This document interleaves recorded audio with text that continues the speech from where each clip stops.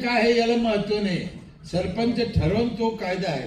आणि मी माझं नाही सांगत, ते घटनेतलं सांगतो मी. घटनेतलं एखाद्या सरपंचानं एक ग्रामसभेनं एखादा ठराव केला, तुम्हाला कधीही सांगतो त्याला उच्च न्यायालय सुद्धा तोडू शकत नाही. तो ठराव लोकांच्या कल्याणाचा. तुम्हाला एवढे अधिकार घटनेने दिलेले, लय उपकार आहे आपल्यावर घटनेचे. अहो साहेब, ज्या गावचा माणूस त्याच गावाला सदस्य सरपंच होतो, दुसऱ्या गावचा होतो का?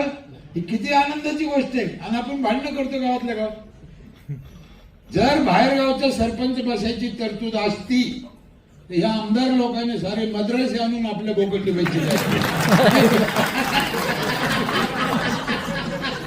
हे या गावचा सरपंच, हे या गावचा, तुम्ही आपण मेलो असतो.